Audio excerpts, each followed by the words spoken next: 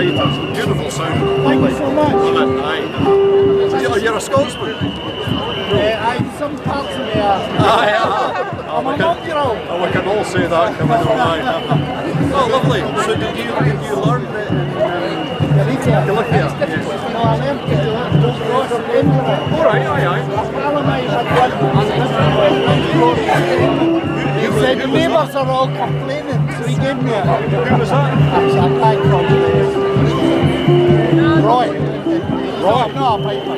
And Bob. I usually play a cornet. It's actually an Asturian bag and but I put a Galician channel on it. It's an Asturian sorry?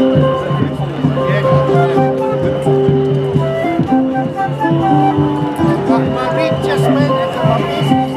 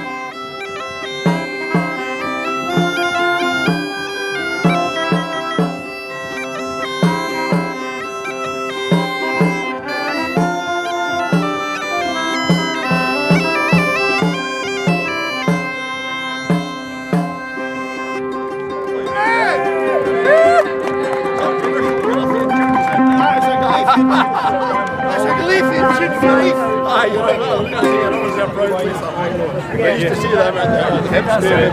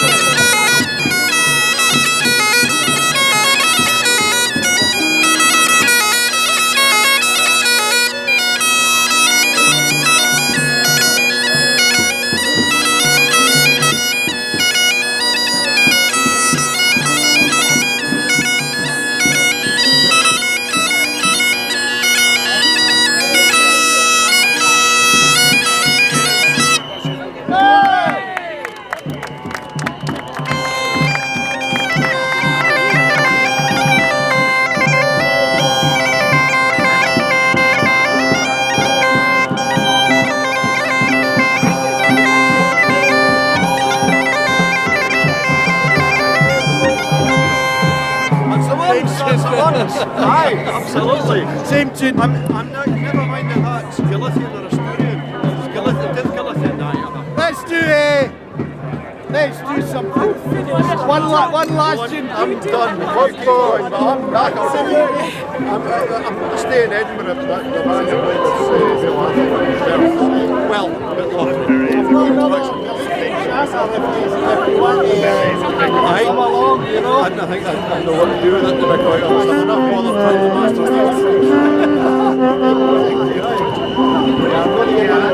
Many years ago,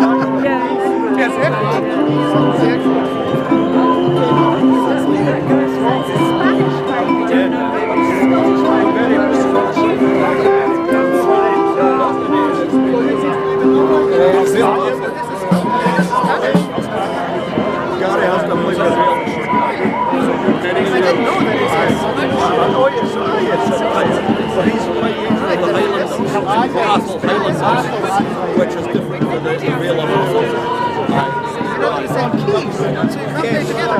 It's in the second voice and the second of the line. They can't. No. Maybe it's an experiment. Vitality. Real pleasure. I somehow lost all my people on the way here.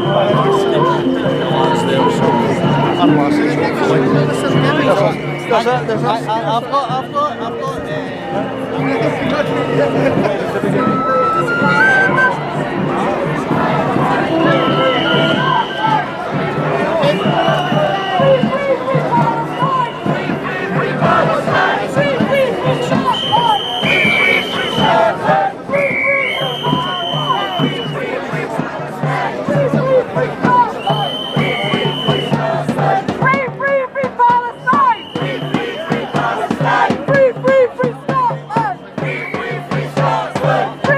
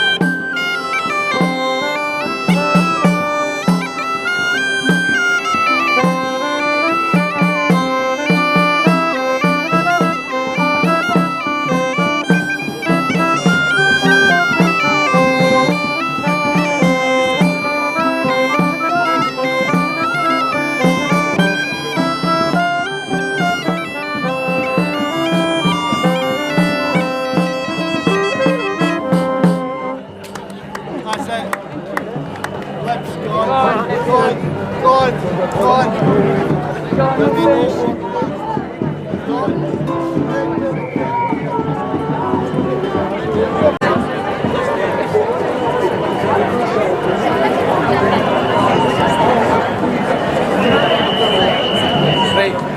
see the big statue right in the middle?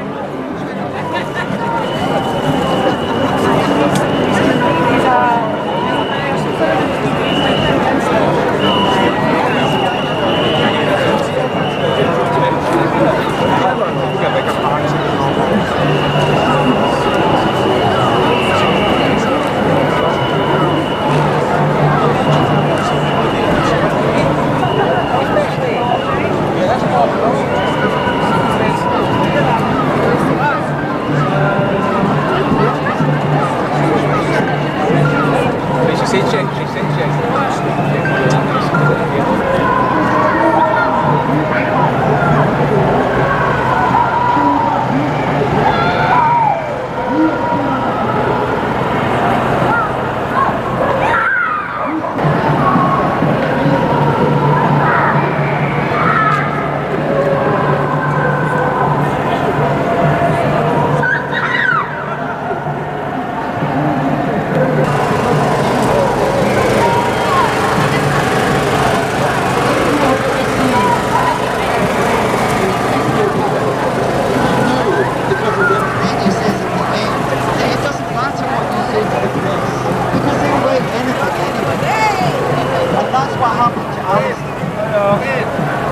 I have more degrees than sense, and my first degree is in ecclesiastical history and practical theology, and had that degree shop up the road granted me an interview and not sacked me for standing up for the rights of disabled people and free speech 4 years ago, I would have been able to elaborate at an interview to them about that. So I am also a historian.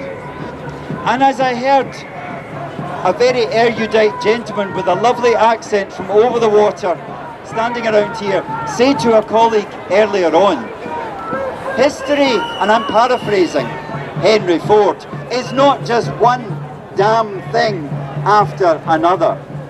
Why? Because there is no authority to determine what happened when and what the relationship is with these things. What has this got to do with you and with me and with hate speech and with Alistair?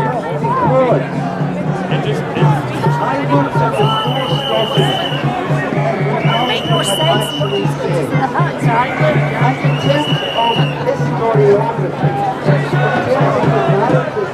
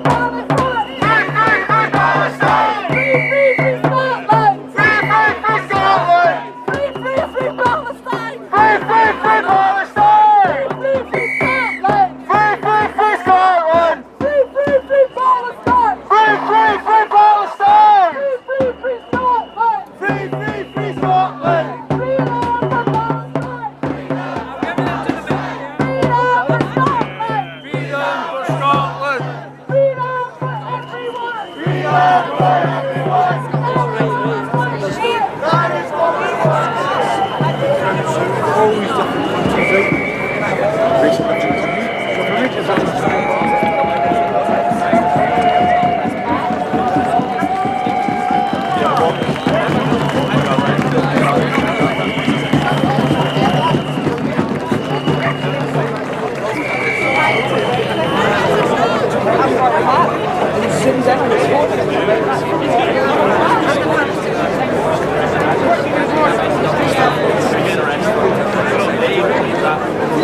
Good afternoon, ladies and gentlemen. Welcome, welcome, welcome to the first ever Believe in Scotland March and Rally for an Independent Scotland hosted in Glasgow. Woo! My name is Eunice Lumide and I'm joined with Iona today, and we've got something absolutely fantastic about to happen. Where's the yes bikers? Are they here yet? No. If we could put our hands together for the yes spikers that are going to be here in about 2 minutes' time. Thank you so much. What a beautiful, beautiful day to celebrate something that's so important, something that's so, so close to my heart, and I believe to everybody in this audience's heart today. This is something that so many people and so many generations have worked hard for to achieve, and it's so important that we celebrate this and that we're proud of what we're doing here today. Believe in Scotland have teamed up with pensioners for independence to march for independence, but to put an end to pensioner poverty. Today is all about sharing our positive vision for an independent Scotland, and I'm filled with so much, I think, inspiration as I look around the crowd today. We are going to be your hosts for today, and we're going to have a variety of different speeches from all of our guests, all part of the independence movement. So we hope that they're going to be here now with us very, very shortly. Oh, is that them? Oh, come on, louder for the yes bikers!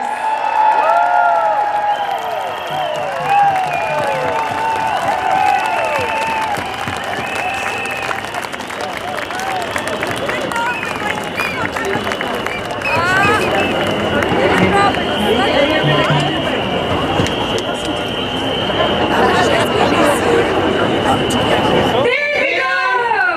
Yes bikers over there coming in from the north.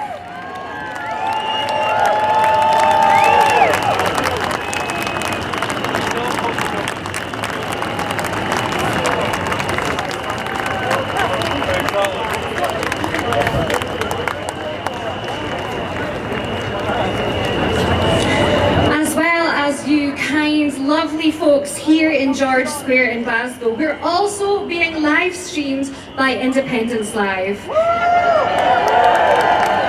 If you're watching from home, please do get involved and send us a message using the hashtag #BelieveInScotland. We will be checking Twitter, Facebook and all the socials over the course of the afternoon. So please do tell us where you're tuning in from. So, I'd like to say a huge thanks to the Sor Alaba Pipe Band as well as She-Boom for leading our march today.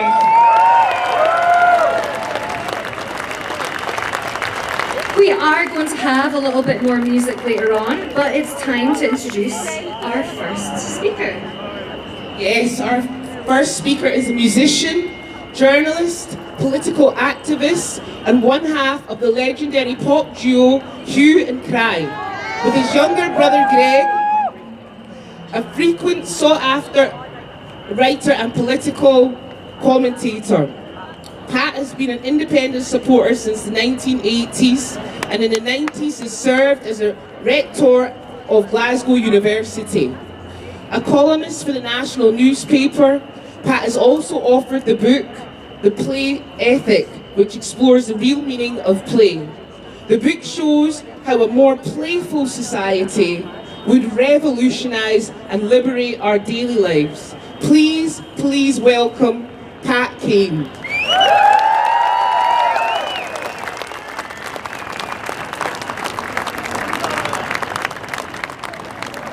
Jesus, Mary and Joseph, look at all of you! This is amazing. You'll be thankful to hear I've only got 5 minutes. And the last time I was here, there was a certain young legal student named of Sturgeon to one side of me, and on the other side of me was George Galloway. So please, don't fill your bottles with anything and throw it at me. It wasn't my fault. I was a naive ingenue, political ingenue. Listen, I was very pleased to be asked to do this, very proud, because I've been standing in George Square arguing for independence for about 30, 40 years of my life. Anybody been with me on that route? And I wanted to say, I wrote an article for the National this morning. Don't worry, I'm not going to recite it. But it was an attempt to kind of ask myself, in the midst of dire headlines, in the midst of an oppositional media, why did I think independence was an excellent and admirable and desirable idea? And I've just got 3 things to say in my remaining 3 minutes. It'll take a minute for each. The first thing I dug into, and I realised I stand on this ground no matter what happens with the independence movement, is independence is a peace project. Am I right? It's interesting, if you read a lot of magazines and you read a lot of opinion editorials, because of various geopolitical manoeuvres, people are starting to worry about the bomb again. Do you know what? The bomb never went away. I was reading a book, there's a woman called Annie Jacobson who's brought out a book called Nuclear War, a Scenario, and she reminds us that as soon as the Americans observe the flare of the rockets in Russia, the president has 6 minutes to decide when to react. We've been living that way for 30, 40 years. It's insane. And any country, any politics, any territory that has an opportunity to react against that should take that possibility. The moral core of independence is what? Is anti-Trident. Again, am I right? So to me, that is the number 1 reason for independence, is to save the planet. No small ambition, I'm sure you agree. Second thing is, I think that Scotland, we know we're very, very proud of our sustainability, our natural resources, our renewable resources.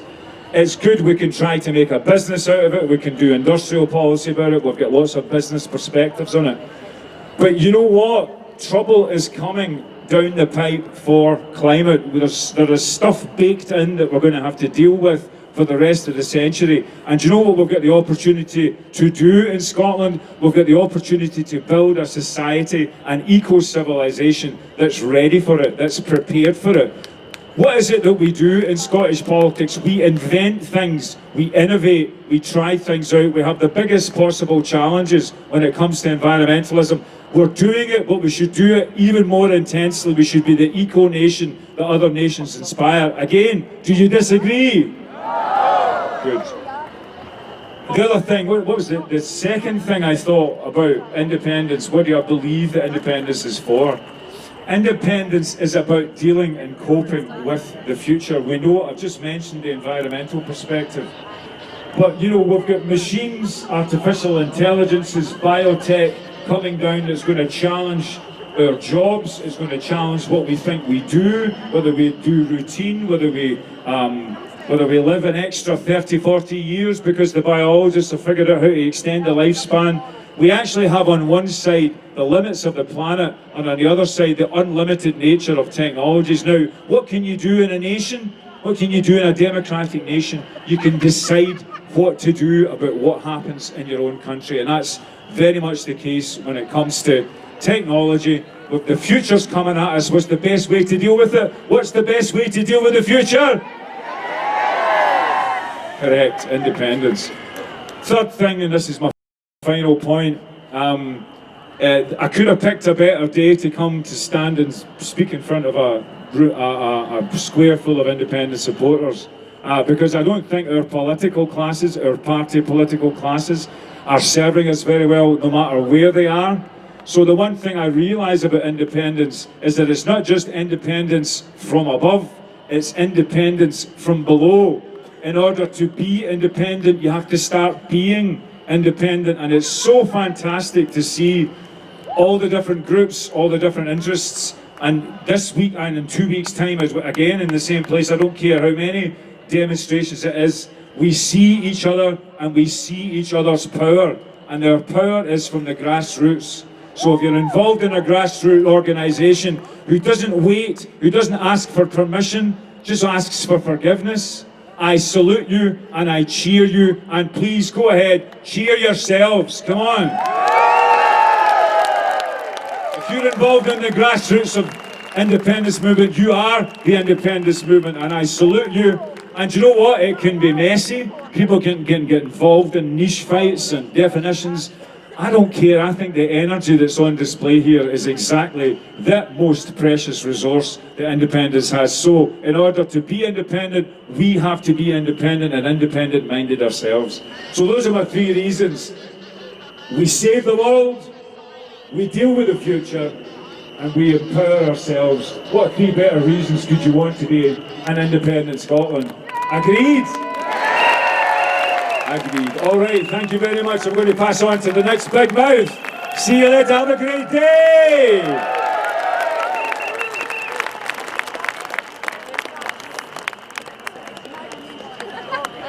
Round of applause for Pat King. How are we all getting on? And for those of you at the back, how are we all getting on? So, for those of you watching at home on Independence Live, and also you in George Square, please send comments, nice ones hopefully, using the hashtag #BelieveInScotland. Our next guest is a filmmaker and director, Jane McAllister. I have seen this film and there was not a dry eye in the Glasgow Film Theatre. If anyone has seen this heartwarmingly beautiful film, you'll understand the passion for independence that Jane has. I saw it at a packed out theatre and it was beautiful. To see ourselves is a fascinating snapshot of grassroots activism during the 2014 referendum campaign. Please welcome Jane McAllister.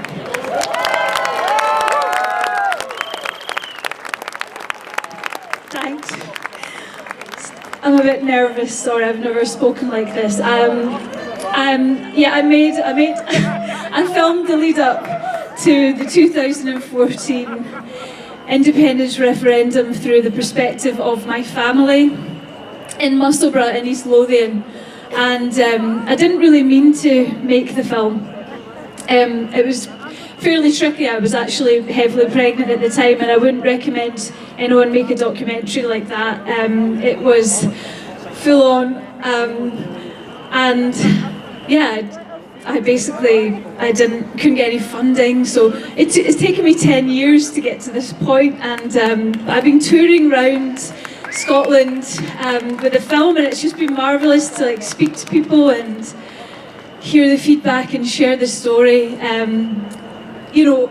My dad I was filming my dad, and he initially asked me to film some of the meetings that he'd set up for YouTube, and I just was going to help out because I hadn't picked up the camera in a long time, and I got into these meetings and I had a radio mic on my dad, and it wasn't really the speeches at the meetings, as good as they were. I was already on board.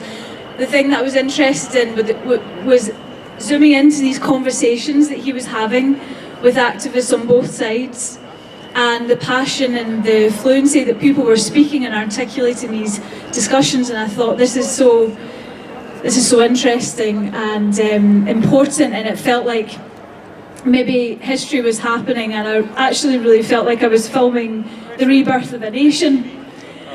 I don't want to spoil the ending of the film, but I couldn't make it happy. Well, yeah, there's sadness, but actually going round and sharing this story, what I've found is people find the film completely uplifting, because what it is a record of what we all know happened in the summer of 2014, which was the sheer embodiment of hope and joy, and it happened here in George Square, and people were dancing and singing and coming together and believing in a better future.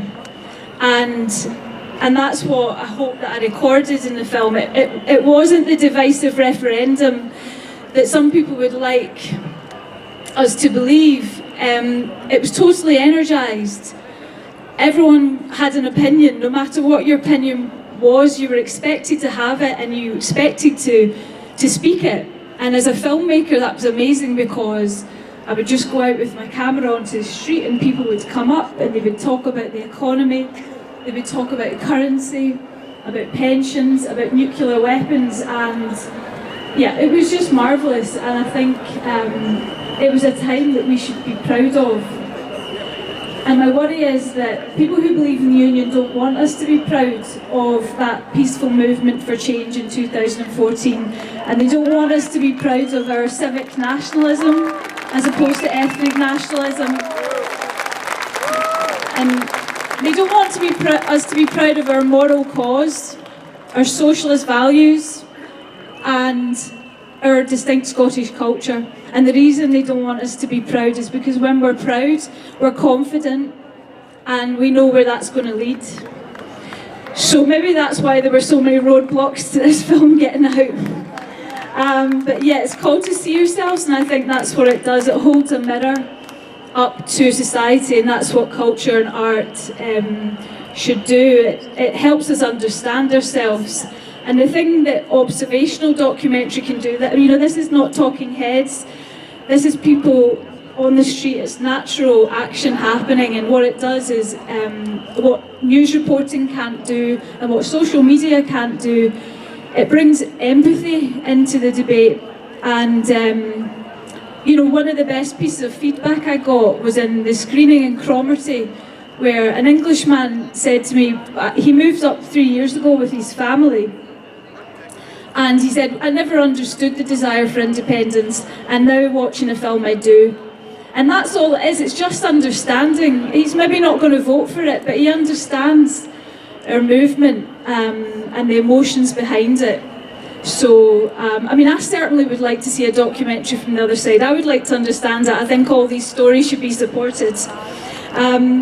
But I will say, you know, this film was actually managed to come out through a number of things. It was support from my family, first of all, and many friends who watched many edits and gave me the support, and people like Pat Kane and Leslie Riddick who watched cuts and gave me the backing that I needed emotionally. And then there was a crowdfunder which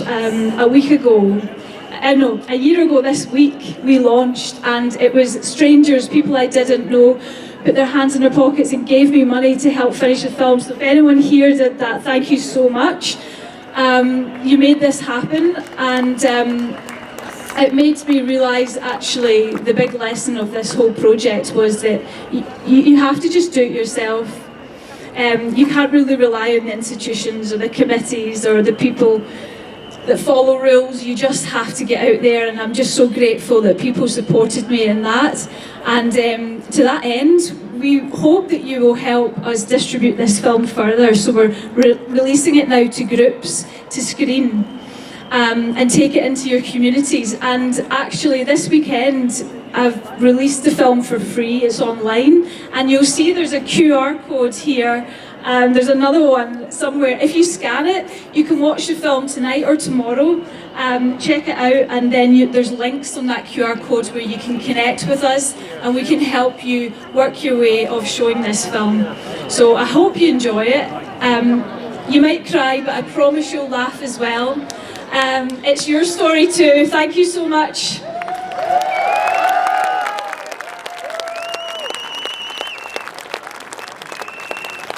Thank you so much, Jane. We hope everybody's having a fantastic afternoon. And I can't believe the sun's out, to be honest. Like, it's such a beautiful day. Absolutely brilliant. So just a wee reminder, the party doesn't end this afternoon. We're all invited to join us for the Believe in Scotland after party. It's going to be held at the committee rooms on John Street. And it's from 7 PM until 12. and we're going to have lots of musical performances, including our host Iona Fife. Tickets are only £5, either on the door or from the Leave in Scotland website. So, our next speaker is trade unionist Gordon Martin. He is the one who is Scotland's organiser for RMT, dealing with railway infrastructure, CalMac and other maritime companies, as well as road transport. So please everybody put your hands together and welcome Gordon Martin to the stage.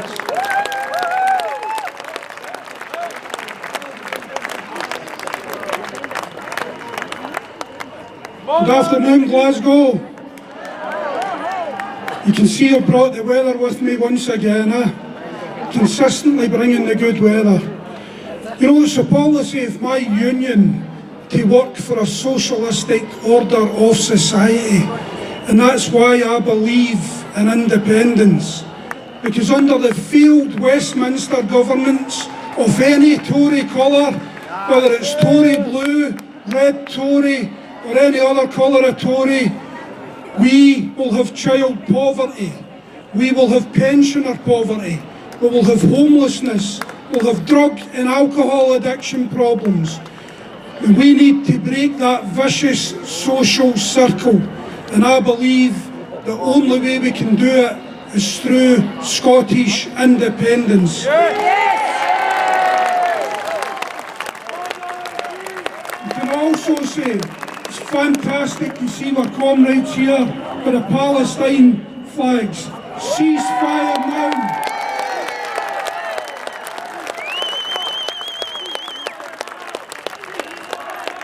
And it's also good to see the Scottish Government have the courage of their convictions to at least demand a ceasefire for day one, and not only the windbag Tories at Westminster hedging their bets, back in Israel, back in genocide. Absolutely disgraceful, and let's hope they pay the electoral price very shortly. However, we kick out the blue Tories, we may very well end up with the red Tories. But don't lose hope. Let's keep fighting for independence. Let's keep fighting for social justice. And to have social justice, we need social policies. We need an infrastructure policy. You know, we need integrated travel. We need all these things. And to be honest, the Scottish Government could be doing more with the current powers they've got. So we need bold and transformative policies for the current Scottish Government that will enthuse people like you to vote for independence. Weak and managerial policies don't bring votes. So we need to bring back the spirit of 2014, where the people in the schemes right across Scotland were the people driving us forward to independence. That's where we need to get back to. We need to stop tinkering about with policies that suit the middle class and the middle class alone. We need policies that drag everybody up. That's the game we're in. We need social policies. We really need socialist policies, but we're not going to get that for SNP. So we'll take social policies as a starting point and we'll work for there to build a real country we can all be proud of. A country that takes its place on the international stage, that demands ceasefires in Gaza, that demands an end to the aggression and the genocide, and that demands people are treated as human beings right across the globe. That's why I want independence. You know, I don't want to be a generation that passes inferior conditions, social conditions onto my kids. That's not the natural order of things. The natural order of things is that my kids should inherit the earth, a better form of the earth than I inherited from my parents. And that doesn't come easy. And as our union rule book says, to work for a socialistic order of society. So that means it's not going to be easy. But demos like this send a clear message to the rotten government at Westminster, the rotten clique at Westminster, and in my humble opinion, the rotten opposition at Westminster, that the people of Scotland aren't going to stand for it. The people of Scotland demand an end to child poverty. They demand an end to pensioner poverty. They demand an end to homelessness. They demand an end to crap housing. We need proper council housing built for the people, especially the young people of this country. That's what we need. And any party or politician that can't sign up to that, for me, isn't worth voting for. So people that are here in the SNP or the Greens or any other party, ALBA, any party involved in the indie movement, you need to keep their feet to the fire and keep pushing them to the left, keep pushing them for socialistic policies, because without that, we'd be whilst time with the rotten mob in London. That's the reality. You know, if you're poor and living in a damp house, it doesn't matter to you if it's a Tory that's put you there or any other form of government. So we need transformative change right across Scotland. And any party that isn't up for that, we need to kick them out. And I'll end with this.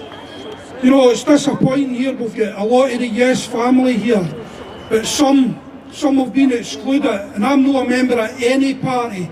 I've no axe to grind whatsoever. But we need the whole Yes family here.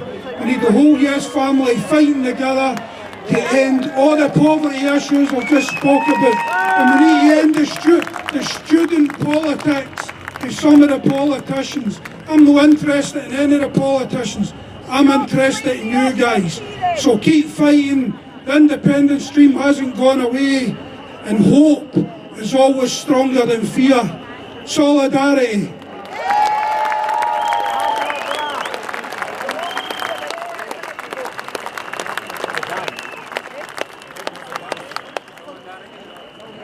From the RMT union, RMT trade union that is. So, how are we all getting on? Sunburnt yet? I think I might be. We've had some lovely comments through today, very substantial Believe in Scotland march, and a wee wave from Humza Yousaf, that's Dr. Siobhan Walsh on Twitter. Of course, I must mention that today's march has only been possible through the tireless work of Believe in Scotland, as well as our partner organisation, Pensioners for Independence. Please give a big round of applause for Pensioners for Independence.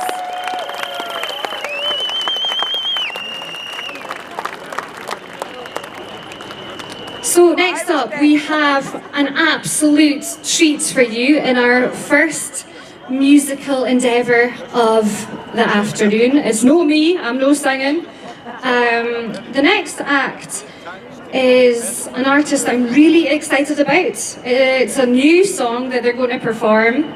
This is a new musical project from an artist called Kirsty Heggie. Yeah, round of applause for Kirsty.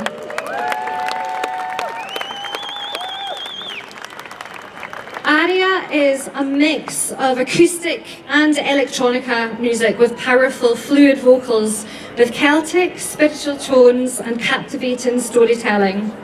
On the project's new album, there's a song called The Unicorn Song. It features one of my favourite folk singers, Adam Holmes. Please do check out this wonderful artist and give them a follow or a like, or buy their music. It's on Bandcamp. Please welcome Kirsty Heggie.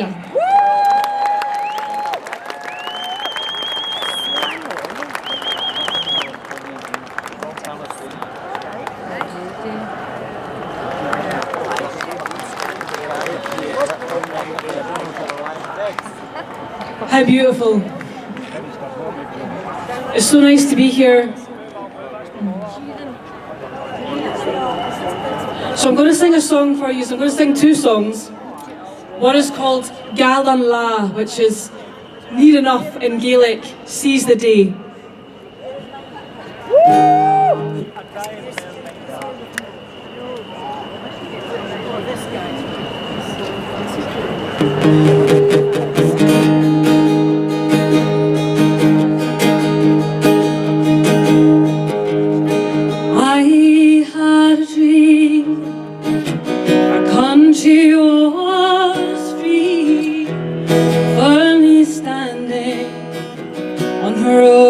to feed grace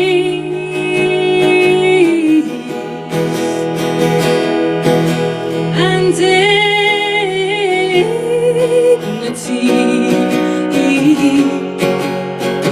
This land where I am from conjures visions of unicorns, where beauty takes a unique form, otherworldly and yet forlorn.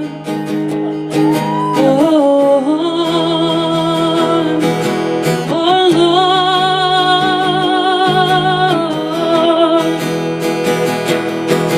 Lord, she needs at last to come together and to raise her voice.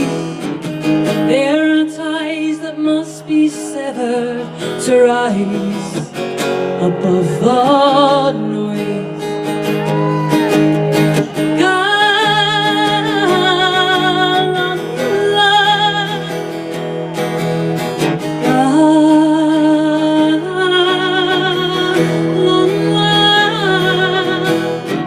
Seize the day, seize the day, seize the day, seize the day.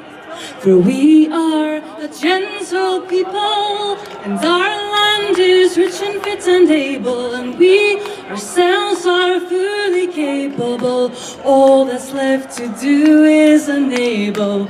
We want our fair share at the table. The son of fairness, it's all a fable. Let's not get lost in the noise.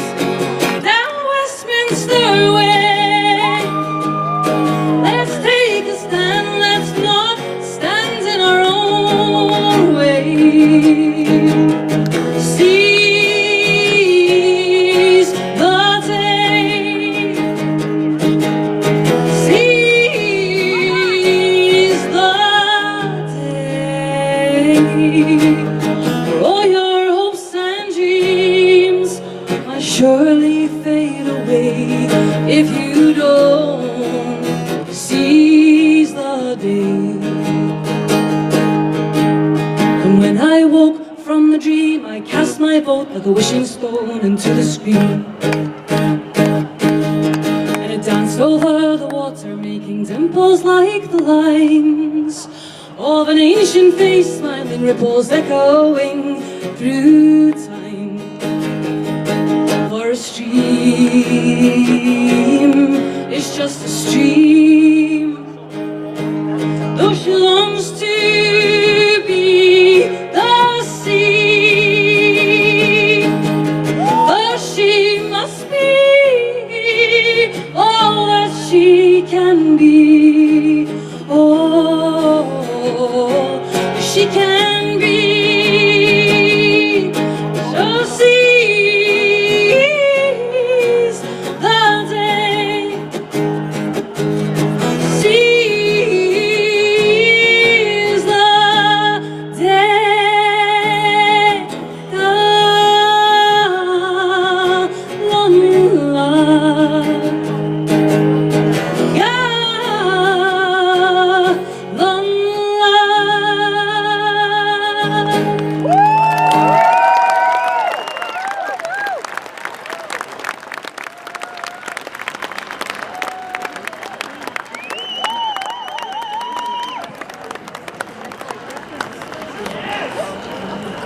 Thank you so much.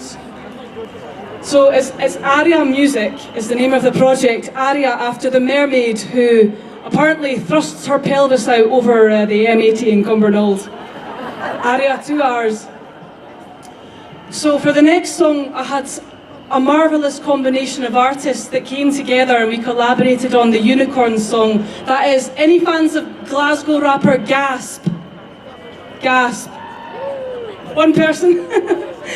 Adam Holmes and Becca Starr collaborated together on this piece with myself. So, without further ado,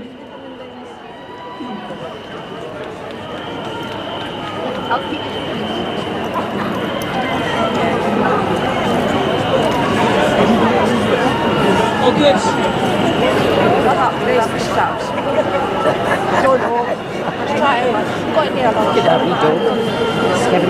used to reading. I don't read anymore. I don't really know. I was laughing. It's been good. It's not Annie, is it? It's not Monkey, it's Monkey. All right, I don't know what you're shouting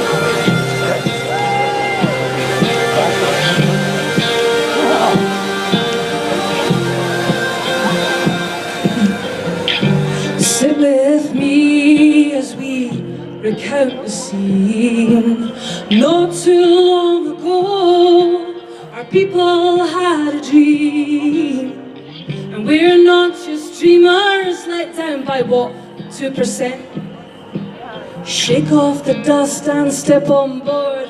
You know some things were meant. Use your voice. Your voice is yours to use. What will our country's future be? It's up to us to choose. And there are no failures, only things to overcome. Let's define our boundaries. Just think what we could become. Sing to the ears of the uninformed. We're not sheep, we're unicorns. We're in too deep, it's gone on too long. Show the people we're truly strong. We gotta shout a little louder for the ones still lost at sea. Hitch a ride from a CKLP. I believe she can carry us to where we need to be. Thistle lands, we're head of sway. Young tide whispers, sovereign today. Scotland's heartbeats, rhythmic flow. Independence sought, and waters gentle tone. River winding through lanes so green. Freedom's current, a vision bright and serene. Mountains stand tall, steadfast and true. Reflecting views of love, skies so blue. Waves of change crash on the rugged shore. The spirit of a nation.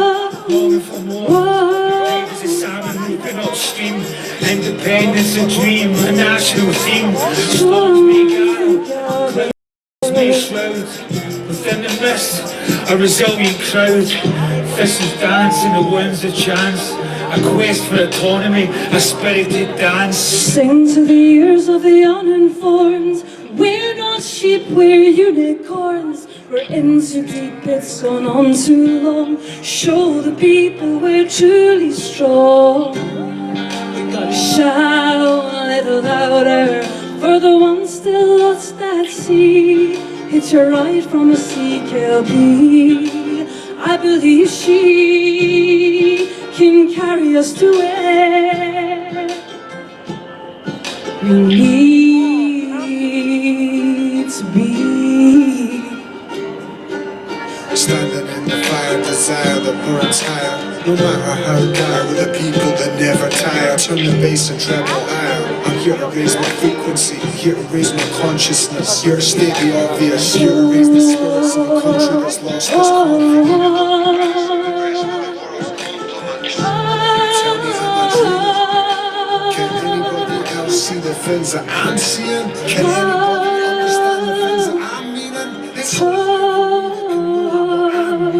if I'm moving can heal me when I'm breathing. There's nothing you can say to make me stay if I'm breathing. The London City Committee, you know your bridge is burning down. The lion rampant and the unicorn are turning round. You never had us, but you thought you'd stop us setting forth. Now you see the tables turn, heading north. Lesson learned. Sing to the ears of the uninformed. We're not sheep, we're unicorns. We're in too deep, it's gone on too long. Show the people we're truly strong. Shout a little louder for the ones still lost at sea.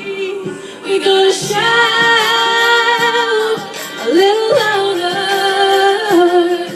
for the ones still lost at sea.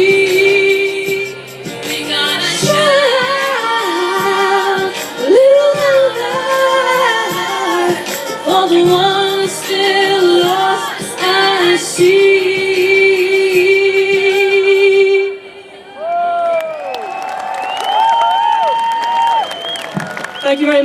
Glasgow. Stay strong. Hope over fear.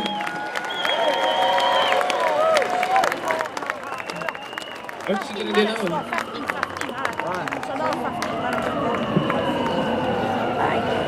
She's done.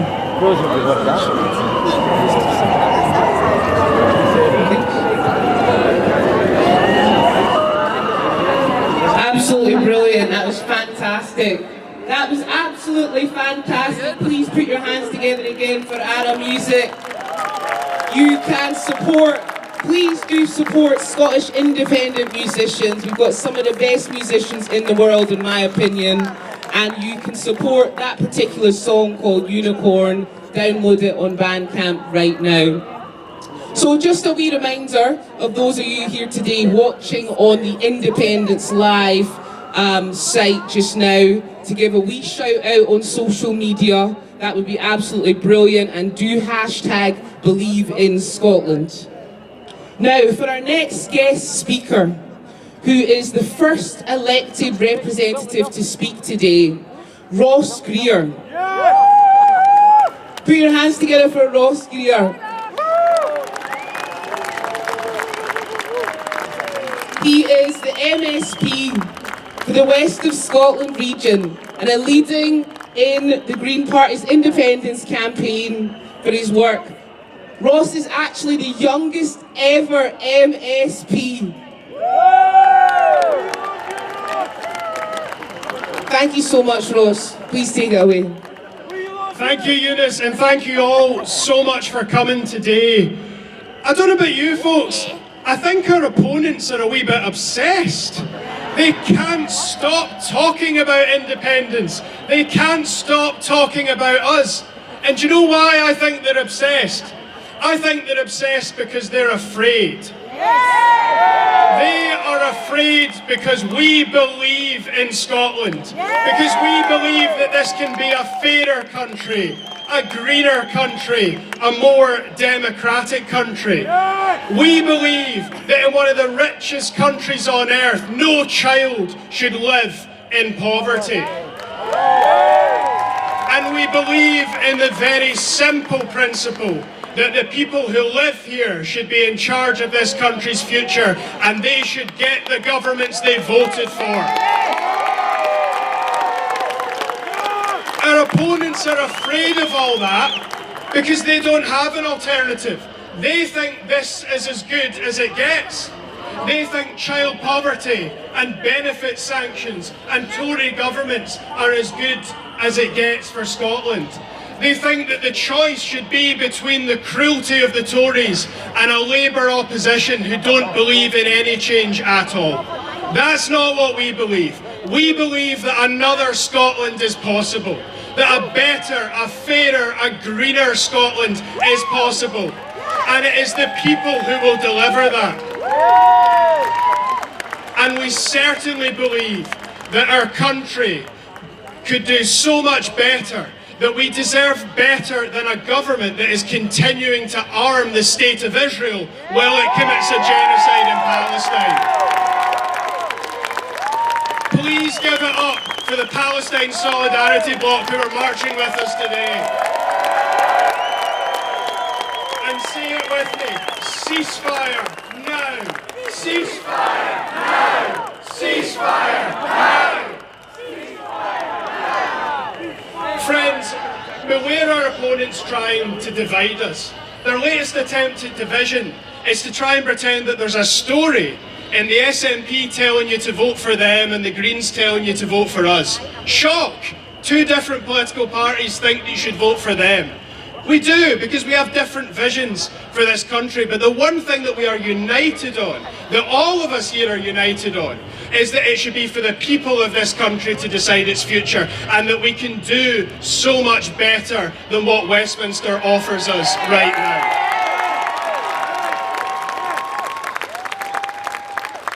And as the Green Party, we know that independence is critical for tackling the climate emergency. It's been a difficult few days for Scotland's climate ambitions. The targets we set, those world-leading targets, they were set by all parties, including the Tories, on the understanding that the UK government would cooperate with us. But they've not. They've ditched their own climate action and they've cut Scotland's infrastructure budget by £500 million this year alone. That's why on Thursday the Scottish Government announced a massive new package of climate action to get us back on track, to play this country's full role in tackling that global crisis and to protect our world famous natural environment here in Scotland. That is what you're getting from this pro-independence majority government. Friends, the strength of our movement is not in everything that we agree on, I think. It's actually in our disagreements. It's in the range of visions that we have for an independent Scotland. We are united in the belief that it is the people who live here who should make that decision. But we all have a different vision for what that should look like, and we simply want to live in a democracy that allows us to make that choice. The Scottish Greens are proud to play our part in this movement. We are proud to march and campaign with you. And I am more confident now than I have ever been that we are marching towards the day where Scotland's future is in Scotland's hands. Thank you all so much for coming.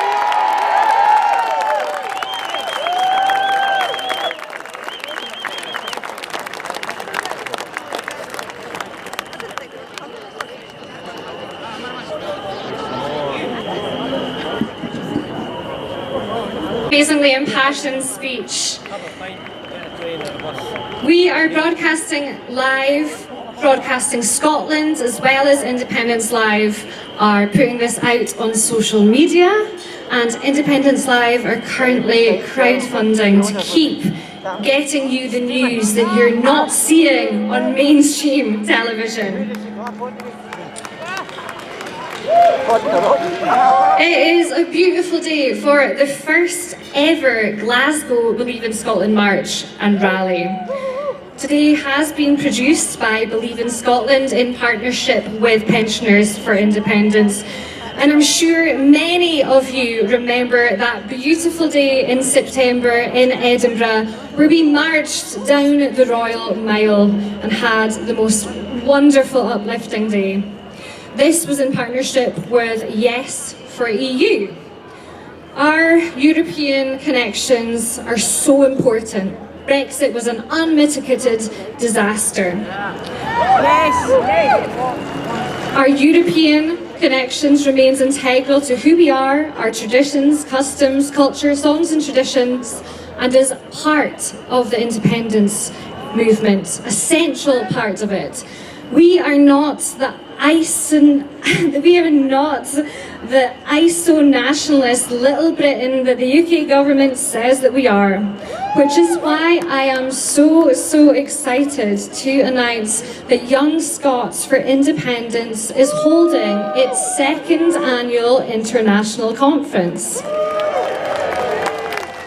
Down at the front here is Olaf Stando, as well as some of the committee members who are hosting this conference in Stirling on the 17th and 18th of May.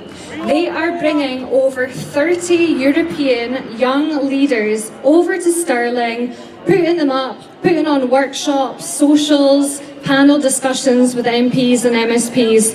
And this conference is such a great opportunity for us to reach young activists in major European political parties from as far as Germany.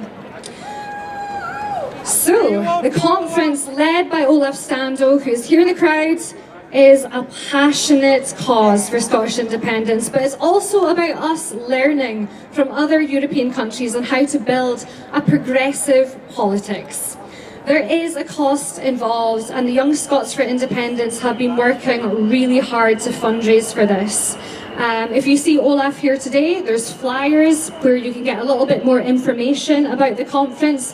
And if you are 16 to 30 years old, you can still join and become a delegate and come along to the conference. Have a Google YSI, our European Future Conference. So, on to our next guest. Do you want the good news or the bad news? The good news is that the next speaker is brilliant. The bad news is that you now have two Ionas. Iona Soper writes and presents for Secure Scotland and works at Solidarity Against Neoliberal Extremism with Peace Education Scotland. Iona is a former resident of the Faslane Peace Camp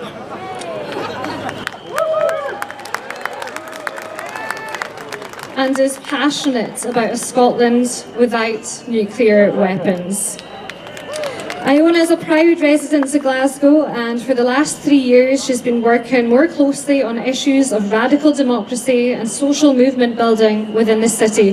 Please give a huge, huge round of applause for Iona Soper.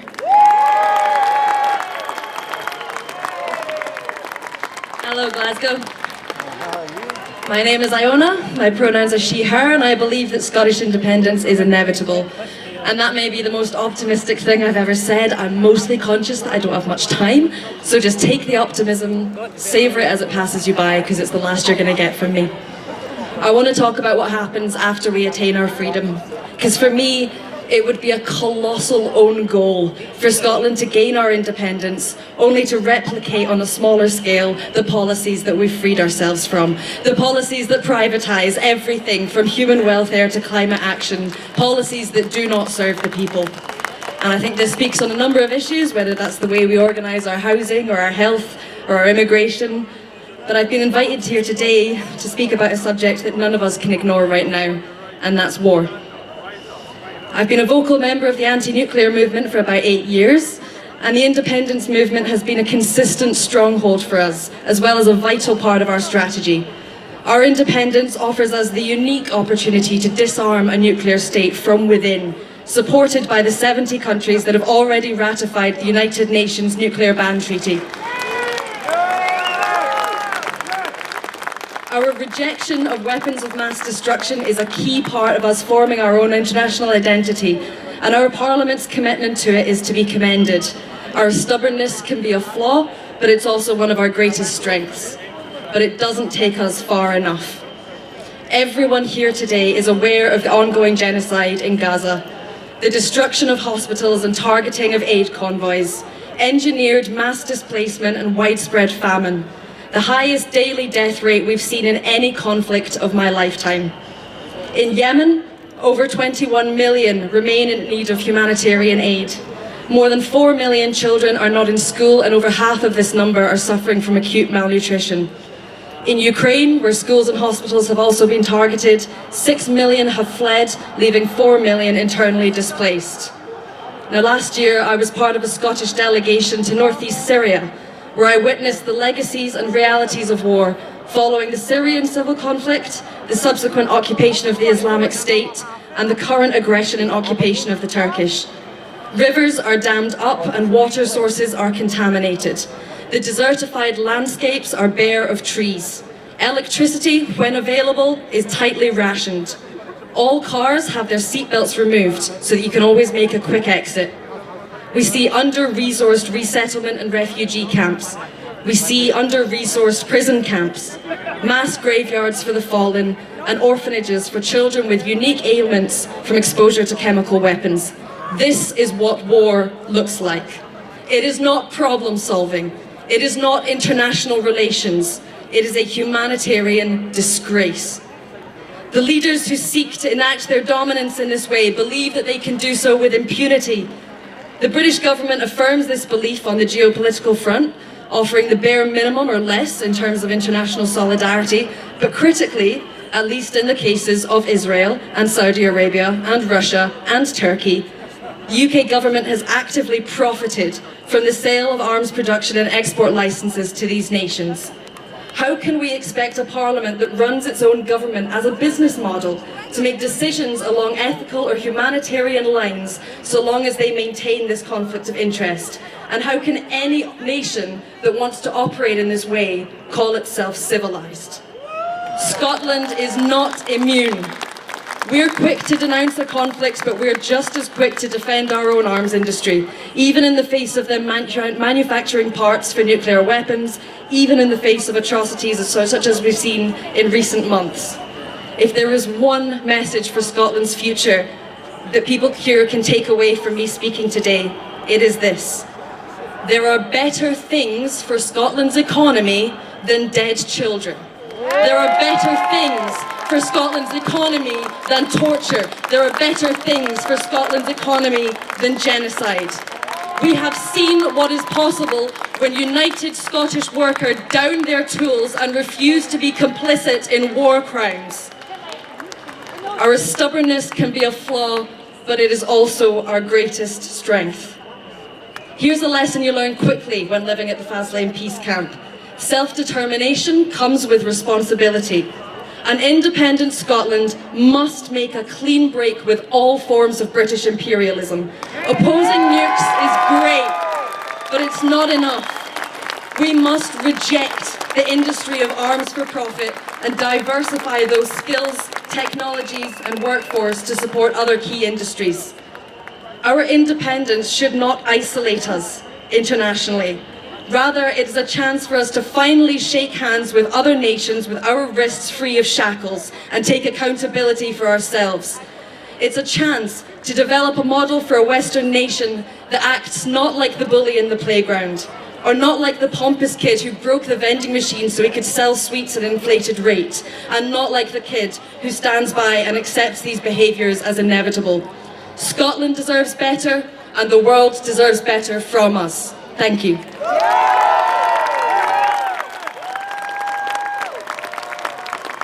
Absolutely fantastic. Please give a massive round of applause to Iona Soper. The passion, such an incredible speaker. Absolutely brilliant. Now, before I go on to our next guest, we thought it'd be interesting to find out where everybody is from. See where you've all travelled from today. What was that? Oban? I love it. The guy in the front, brand new. Anybody here from Inverness? Right corner, put your hands together, Inverness. Where? First aid? Oh, first aid. Oh, could we get somebody for first aid, please? Okay. That's all right. Very important. Elgin. Elgin. Are they all right? Should we give them a wee second? Just taking a wee second. Looking after somebody here in the front.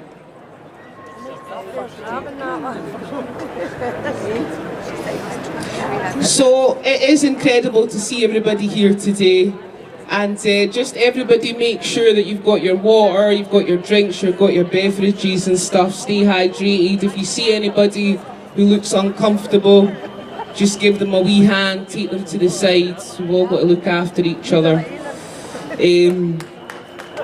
Yeah, really important, you know.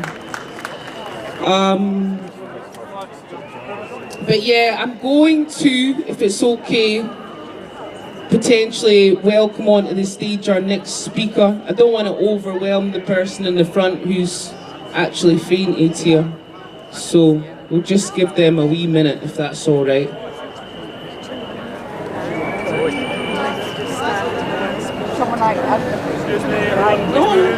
It's important. Excuse me. Coming through. Everyone, hello.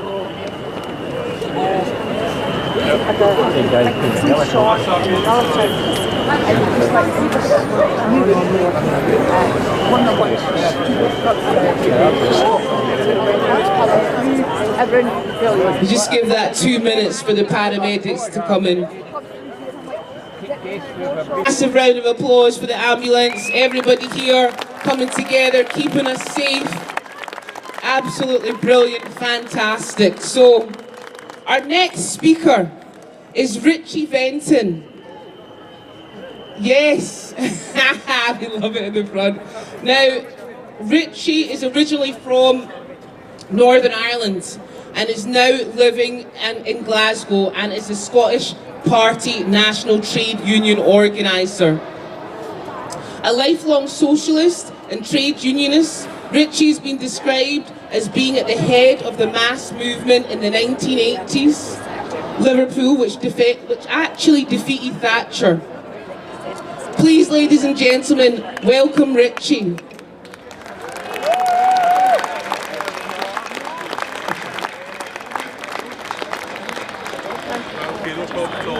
Friends and comrades in the struggle for independence, the Scottish Socialist Party is proud to have been the socialist wing of the independence movement for the past 25 years, and we believe that workers, trade unionists, young people, pensioners, the unemployed and others on benefit all need to be shut of the rule and ruin of this country by a Tory government that never got a majority for the last 69 years in Scottish elections.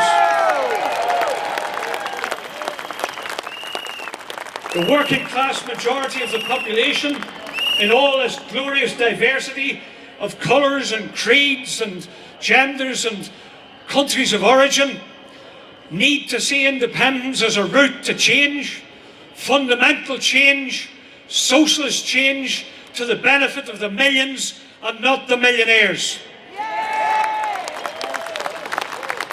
The benefit of the proverbial butchers, bakers and candlestick makers, and not to the benefit of the 20 families in Scotland that own more combined wealth than 1.7 million of our people in this country.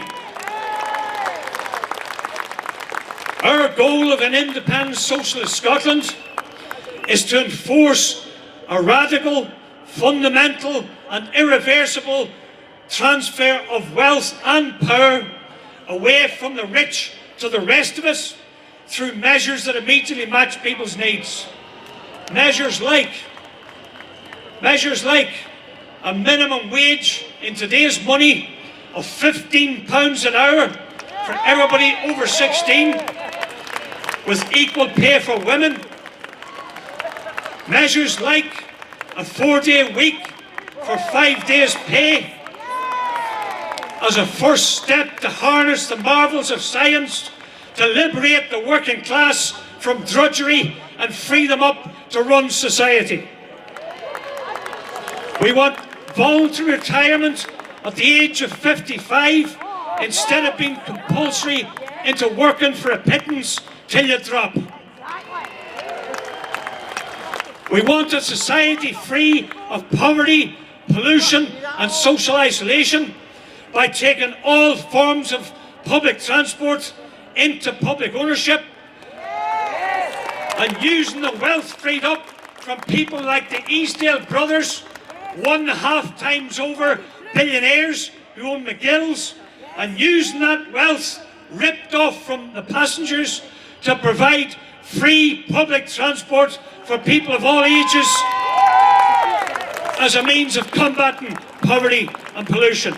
To drag Scotland into the 21st century on fleets of clean green buses, trains, subways and ferries in order to create tens of thousands of jobs in the process. We want a Scotland that ends the situation where Grangemouth workers are fearful for their jobs, for green wind farm jobs have collapsed by 4,000 in the last year.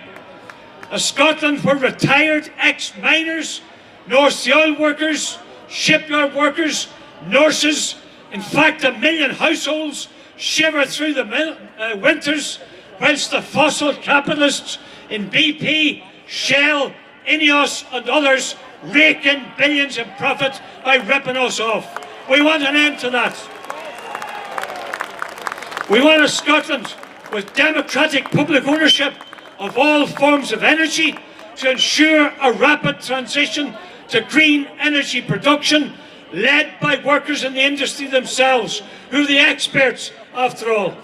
We want to provide clean, green, affordable energy to homes and to retrofit every home free of charge, creating an estimated 70,000 jobs in the process.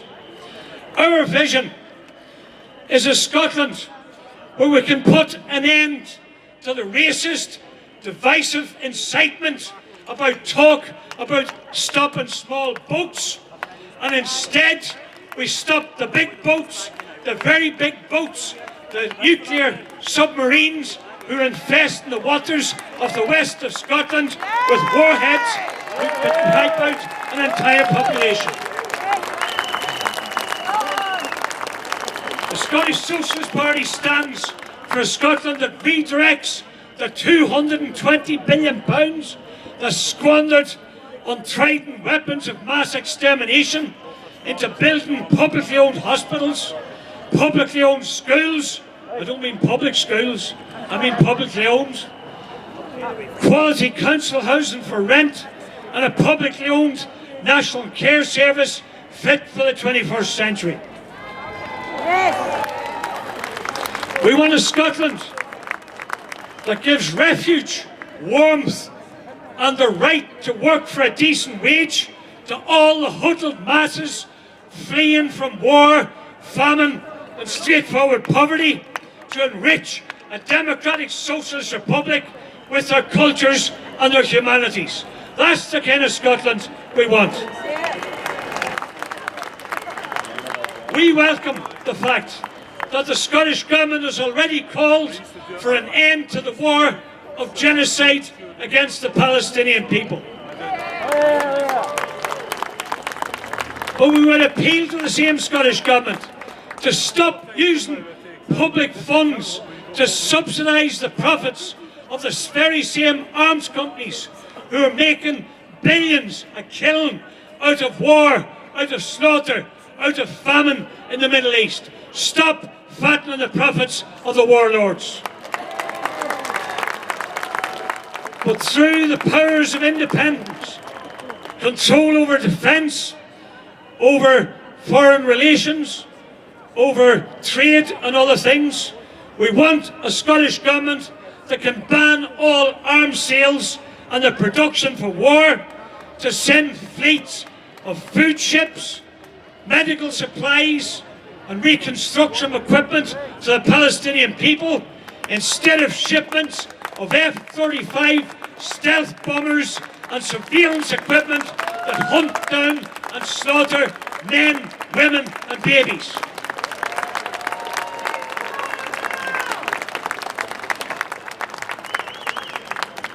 Comrades, we want a Scotland where the defence industry is nationalised under the democratic control of workers and communities, to utilise the skills of those workers to provide the ferries we need, the offshore energy production equipment we need, the hospital equipment we need, production for peace and not for war, truly turning swords into ploughshares, as the book said. And I'll finish with this point. My appeal to you, assembled here today, is go back into your workplaces, your communities, your schools, your colleges, convince thousands of others of the power of people's power to bring about that future. Use people's power to fight for a democratic, independent, socialist Scotland that can be a beacon to other people for a clean, green, socialist country that puts people and the planet before the profits of the plutocrats. Go forth, build and seize that future that we're trying to create. Thank you.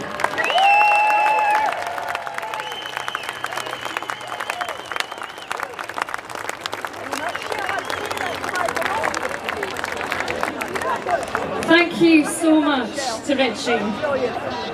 So I think it's time for a wee sing-along. Are you in good voice? Okay, I don't have a piano here, so it's going to be all unaccompanied, and it's a really well-known song.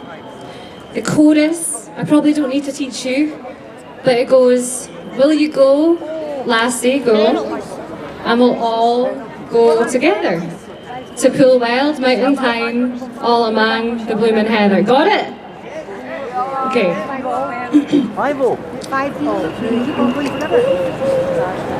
Oh, the summertime has come, and the trees are sweetly blooming.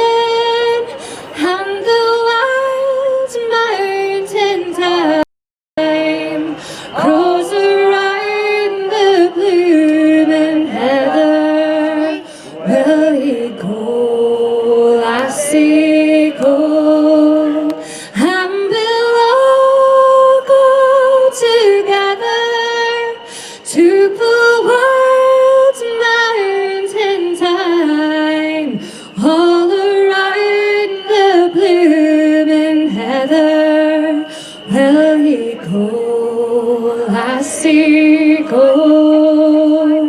I will build my love a bower near yon pure crest of fountain, and on it I will pile all the flowers of the mountain.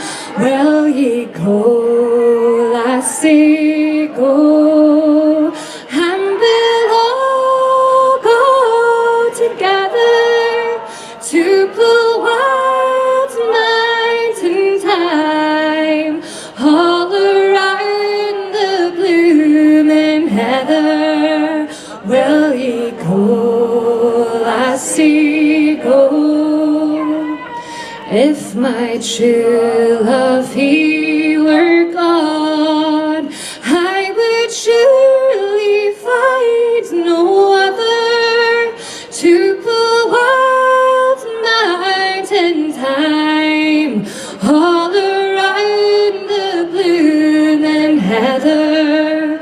Will ye go, lassie, go, and we'll all go together to Pullwald Mountain time, all around the blooming heather. Will ye go, lassie, go? I will range through the wilds and the great glens say dreary, and return to the bower we my spoils for my dearie. Will ye go, lassie, go, and we'll all go together to Pullwald Mountain time, all around the blooming heather. Will ye go, lassie, go, and we'll all go together to Pullwald Mountain time, all around the blooming heather. Will ye go, lassie, go? Thank you. Absolutely fantastic. Put your hands together for Iona. Absolutely brilliant, and to everybody who joined in as well. Again, just to remind you all about the after party at the committee rooms, please come along. You can pay on the door, you can get your tickets from the website. Can we actually hear a big round of applause for Pensioners for Indy, please? Absolutely brilliant.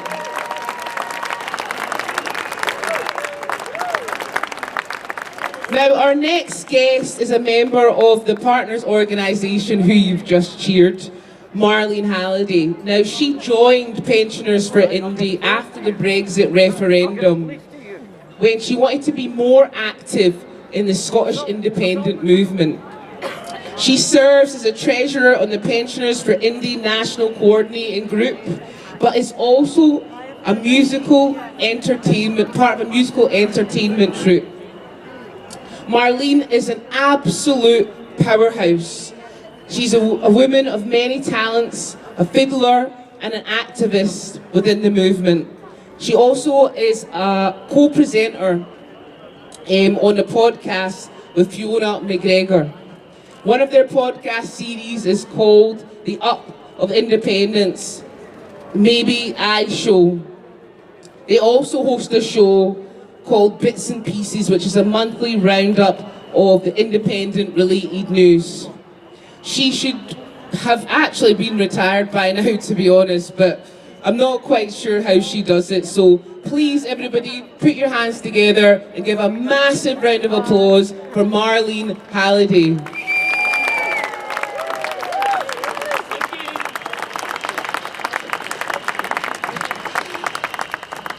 So apparently I'm an absolute powerhouse. I didn't quite know that, but. So today we were marching here. The banner at the front of the march said, "Independence to end pensioner poverty." So when Scotland is independent and we've become that nation again, yeah, then we can create a decent retirement pension. But I think we need to start that process now, and I'll tell you why. We've got a current state pension. It's called the UK New State Pension, 220 quid a week. Dead generous, isn't it? But if you're 70 or over, you don't get that. You get 50 quid a week less than that. You get 170 quid a week. Now, some 70, 71-year-olds depend on that 170 quid a week. So can we not do something now to address that? I think we can. So in Scotland, we've got the Scottish Child Payment. It's for low-income families. It's now at £25 a week for each child. Parents say how much, less stressful their lives are because they know that money's coming in. It's been described as an absolute game changer for inequality. So how about a Scottish pensioner payment? And yeah, initially we aim it at the folk who are dependent on that pension. How about just 10 quid a week to start off with? I mean, that would make a difference.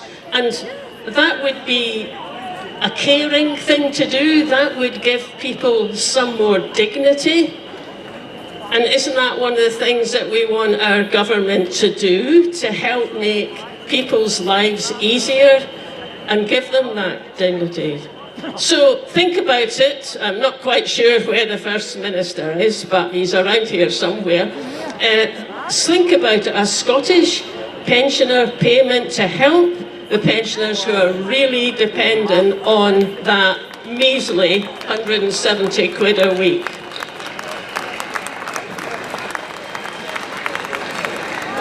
So the other thing that was on the banners, of course, is about independence, and I have to say that people my age, we're not convinced. Now, some of us do quite a lot to try and convince more folk, but we haven't managed it yet.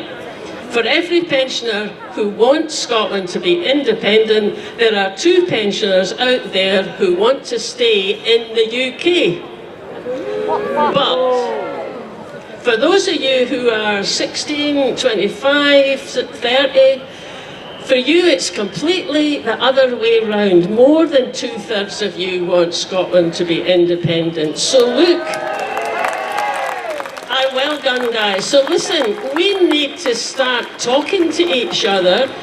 Folk my age need to start talking to you and vice versa. How about we set up some sort of cross-generation conversation project? And in Ireland, when they were making changes to their constitution, just imagine they've got a constitution. It's written down. They can make changes to it.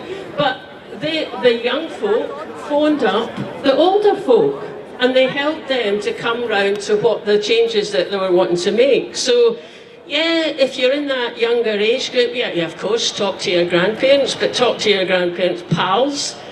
If you've got an elderly neighbour, help them take their bins out, help them get their messages up the stairs and the lifts, because I tell you, it's always really appreciated if you do that kind of thing. Get chatting to them. Tell them why Scotland being an independent nation is important to you. Tell them what a difference you think it would make to you, but also tell them what a difference it would make to them. Point them to Pensioners for Indie Groups, point them to our website, and when you've had a go at that a few times and you've found out the kind of things that can persuade older people, well, then you need to get your message out to a wider audience. And at that point, get in touch with me. come and talk to us at Scottish Independence Podcast, or talk to the Broadcasting Scotland people, or write something for the National. So we need you younger folk to give folk my age a nudge. Just persuade some of those maybes aye, maybes no pensioner to give your futures a bit more weight than they are doing at the moment. And then listen, in return, we're going to give you a nudge. Because you younger folk, yeah, you're convinced about independence, but you're not so good at actually going out and voting for it. See us, we're really good at going out for voting for it. We've got long memories. We can tell you why it's really important to go and vote if you want to change things, because I'll tell you, we've seen some pretty awful people getting elected down into Westminster over the years, particularly a certain woman Prime Minister. So you persuade us about a bit more and give us a nudge about, you know, why independence is so important to you and what your dreams are about it, and we'll give you a nudge to go and vote. So those two things, Scottish pensioner payment and cross-generation conversations, if we do that, we'll give the Poles a wee nudge. And then we can give them another wee nudge, and at some point, hopefully not too far away, we can come here and we can really celebrate. Thank you.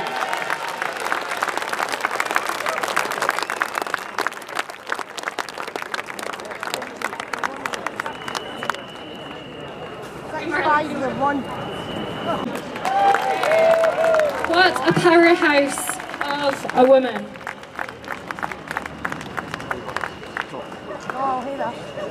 So, I know you're tired, I know you've been walking, you've been listening to me blather on, but we do have First Minister Humza Yousaf here to give a speech for you all. And of course, we can't go without saying a huge thanks again to Pensioners for Indy who've supported the event today. It is so important that a current and independent Scotland eradicates pensioner poverty once and for all. So you have been getting in touch on social media. Emma Knox for you says, fabulous day, great turnout, fabulous atmosphere. Gorgeous day for it in George Square. And the speeches begin. I didn't expect sun, but a great day out marching for a fairer and more equal and prosperous Scotland. An independent Scotland at the heart of Europe. Super Believe in Scotland event in Glasgow today. It's time for change, real change. Some lovely feedback in there. So I'm really fair trigger to delight to announce the next speaker. His work I've been admiring for years and years and years. James Robertson is a poet, novelist, short story writer and editor, writing both in English and in the Scots language. And I'm delighted that the Scottish Languages Bill, introduced by our government, is coming into force this year, hopefully. James is most well known for his novels, including The Testament Gideon Mac and The Land Lay Still, which is considered one of the great modern Scottish novels. The other side of Robertson's career since the turn of this has involved publishing children's books in the Scots language. Please welcome James Robertson.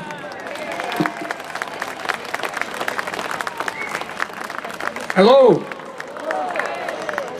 What a brilliant day this has been.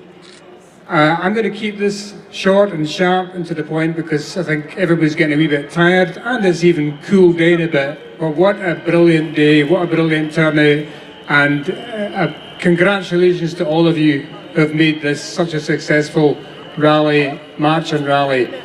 I've just, the organisers of the rally were Pensioners for Independence. And funnily enough, a few weeks ago, I actually became a pensioner myself. But more important than that, I became a pensioner for independence. I've believed in independence for Scotland all my life, and it's not changed. In fact, that belief is getting stronger the older I get. So it's brilliant to see so many folk out here. I'm going to keep this very short. I'm going to read you one poem, and it's a very brief history of Scotland. It's called A Shortbread History of Scotland, and it's very easy to follow because it's entirely in cliches, and it goes like this.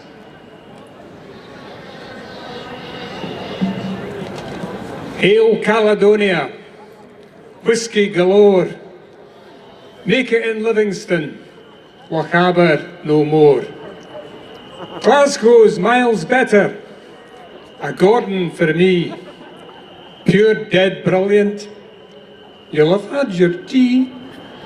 Cape Nila Falcha, Camawa Ben, will ye no come back again? Kibarahau, Uffy no wheel, Jock Thompson's bairns in the land of the leal. Scotland free or a desert, the stag at bay. Pay no poll tax, Scots wha hae. Lead on, Macduff. It wasna me. Up with the bonnets, a bonny Dundee. A parcel of rogues, the thin red line. Granny's heeling hame for Auld Lang Syne. Haste ye back, come on, get off. Muckle fat sumph, stupid wee naff. Here's to us, was like us, made from girders. Lovely biscuits, there's been a murder. The blood is strong, Dunsire blue, where's your Wally Shakespeare now?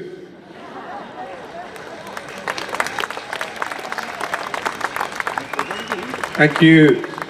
The second thing I'm going to read is based on a phrase that many of you will be familiar with that comes on at the end of the 6 o'clock news or the 10 o'clock news on the BBC. It's that moment when they have to hand the news on from the London studio to all the other studios around the UK, including to the studios in Scotland. And this phrase, I think, was probably created by a committee that was supposed to find something that would not offend anybody. But I find that it offends me all the time whenever I hear it. And the phrase is, the news where you are. So I'm just going to read this wee piece for you and then make way for the last couple of speakers. That's all from us. Now it's time for the news where you are. The news where you are comes after the news where we are. The news where we are is the news. It comes first. The news where you are is the news where you are. It comes after. We do not have the news where you are. The news where you are may be news to you, but is not news to us. The news may be international, national, or regional. The news where we are may be international news. The news where you are is never international news. Where you are is not international. The news where you are comes after the international and national news. The news where you are may be national news or regional news. However, national news where you are is not national news where we are. It is the news where you are. If the news where you are is national news, it is only national where you are. The news where we are is national wherever you are. On Saturdays, there is no news where you are after the news where we are. In fact, there is no news where you are on Saturdays. Any news there is not where you are, it is where we are. If there is news where you are but not where we are, it'll wait until Sunday. After the news where you are comes the weather. The weather where you are is not the national weather.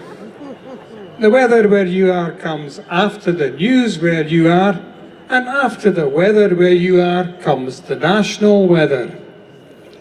Do not confuse the national weather with the weather where you are. The weather where you are comes first, but is lesser weather than the national weather.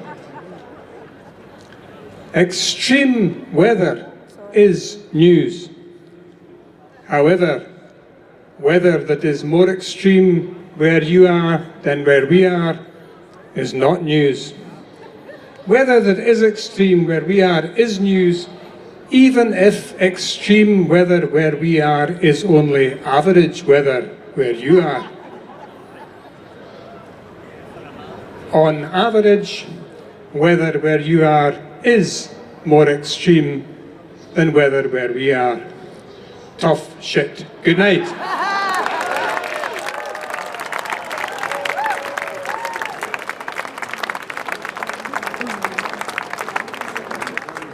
Absolutely fantastic. Thank you so much, and thank you to everybody that's here today. Now, next up we have somebody who I myself am particularly inspired by. We have Gordon McIntyre Kemp. Now, Gordon is actually the founder of Belief in Scotland. He is an economist. He's a columnist at the national newspaper, and he's also many more things. He's the author of the book Scotland the Brief, which is actually about Scotland's economy. And this book has already sold over 70,000 copies. All of the donations of which go towards the Independence Scotland campaign. I'd just like to say that without his work today, this simply would not be happening. So please, ladies and gentlemen, please welcome to the stage Gordon McIntyre Kemp.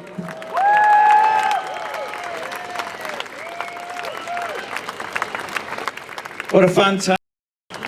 Now, I've got to say something. I am a first generation born and raised in Scotland, studied in Glasgow, grew up in Edinburgh, and there's something that I'm so passionate about Scotland because the way that Scotland is represented worldwide to me does not reflect the reality of Scotland. Scotland is such a cosmopolitan, dynamic, forward-thinking place, you know. We are people that deserve to be able to lead ourselves, to stand on our own 2 feet and to say what we want to say. We're not governed by trends or fads. And when I talk about diversity in Scotland, this is something that's real. It's the kindness of the people, it's the acceptance of the people, and it's the fact that they give people the opportunity to live and to grow. And I myself am very proud to be Scottish and to have been born and raised in this country. Now, our next guest needs absolutely no introduction whatsoever. Again, another thing I love about our country is that we elect people based on merit. We put people in positions of power because they deserve to do so. And I think that what I love so much about our First Minister is it's someone that I met long before he came into that role, and as he was then, as he is now. So, he is indeed the first Muslim to lead a country in the Western world, but above that and more than that, he's Scottish. He represents us. During his leadership, he's been a bastion of progressive policies. So please, ladies and gentlemen, put your hands together to welcome the First Minister of Scotland, Humza Yousaf.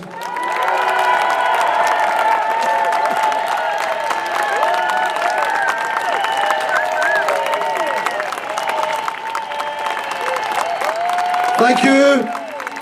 Thank you.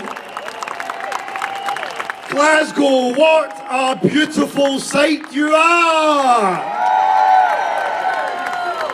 Did I not tell you in Edinburgh, when we rallied together, that the sun always shines on the righteous? And as once again, look at you and all of your beautiful diversity. Look at you, we've got those from Yes Borders to Yes Shetland. Look at you, we've got the pensioners for independence, the EU citizens for independence. We've got bikers for yes. We've got all of the yes movement and all of your beautiful diversity represented here today. And let me tell you, you look bloody gorgeous, Glasgow. Friends, look, the last 48 hours have been tough. Been a bit of a shock for some of us in the movement, for example, for those in the SNP.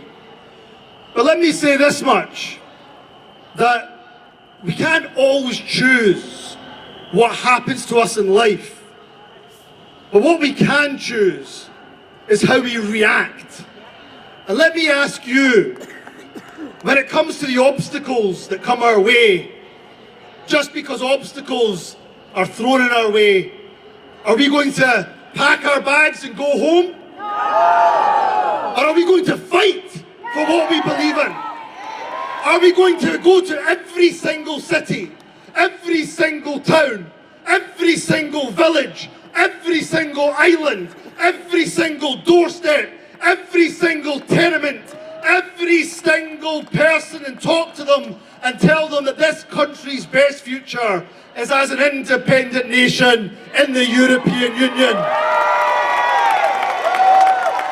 And that is what we're going to do. And you know, our opponents, they've tried to write us off over the years. It was Lord George Robertson who said that with devolution, the independence movement would be killed stone dead.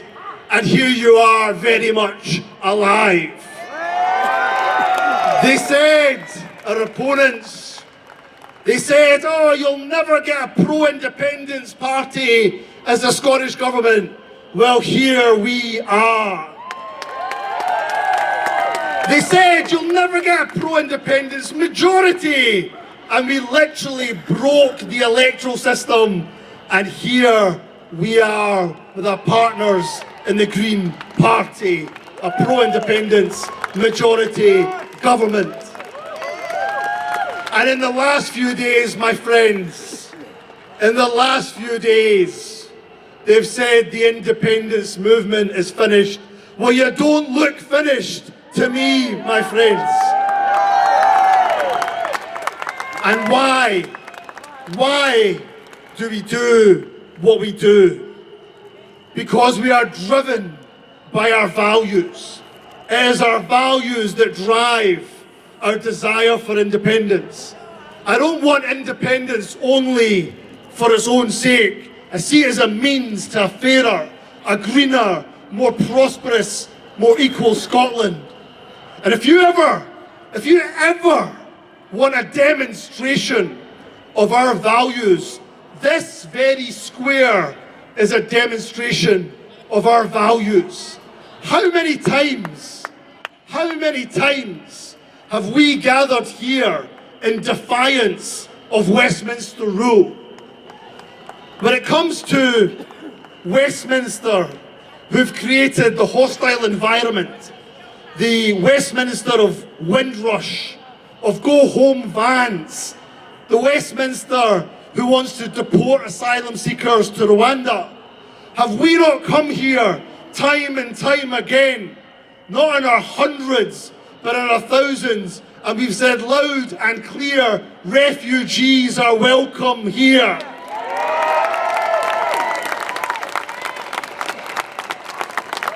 Or take matters further away from here, and we've seen a complete and utter lack of moral courage from Westminster when it comes to having failed the people of Gaza.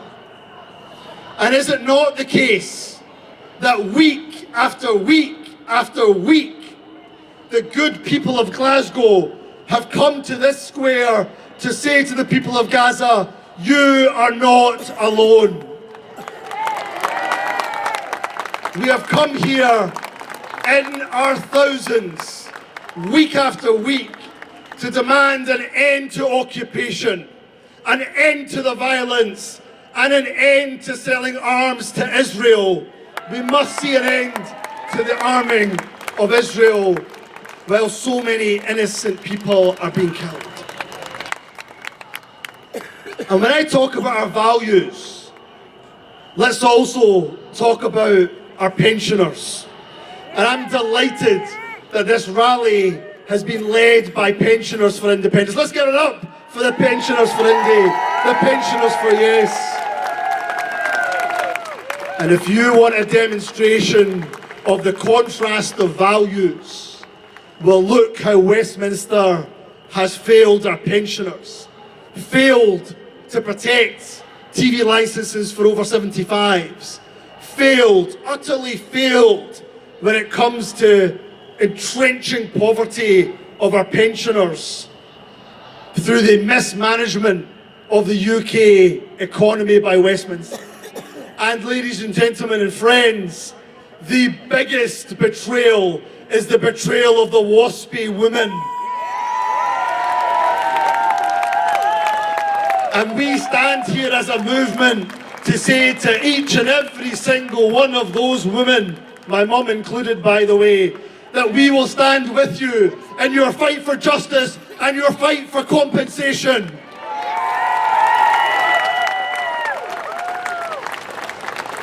And that, my friends, is why we stand here. And that is why it is so important that we are all here united for that cause of independence. That's why I'm so delighted, as you heard from Gordon, to work with Believe in Scotland, to work with the Green Party and the SNP all together to lay the groundwork for a constitutional convention. But be in no doubt, my friends, the cause of independence, regaining our nation's independence, will not be won by politicians, it will be won by the people. It will be won by you. And my friends, it is the last yards that are the hardest. It is the last yards that are the hardest. But remember this, that it will be through our hard work, through our perseverance, that we will regain our country's independence. And we have to, because every day that goes by, broken Brexit Britain is squandering the potential of our country. So we owe it to the giants on whose shoulders we stand, those who unfortunately have passed on and didn't get to see independence in their life. We owe it to those giants, the Margot McDonalds. We owe it to the Winnie Ewings, the Neil McCormacks, the Bashir Ahmeds, the George Leslies. We owe it to every single one of them and to those generations who are yet unborn. It's for us to finish the job. That job that was started by our brave countrymen and women, not decades ago, but centuries ago, as they stood in defiance of Westminster rule. And they said that no man has a right to halt the progress of a nation. That was what they said. And I believe, my friends, that if we are driven by our values, if we are, and put at the centre of our campaign, love, compassion, empathy, then I don't doubt that we will achieve our nation's independence. So friends, believe in Scotland, believe in the people of Scotland, and let's get out there, let's work harder than ever before, and my goodness, what a prize at the end of it. I promise you, if we do that, we will win and regain our nation's independence. Thank you very much. God bless. Thank you, Glasgow.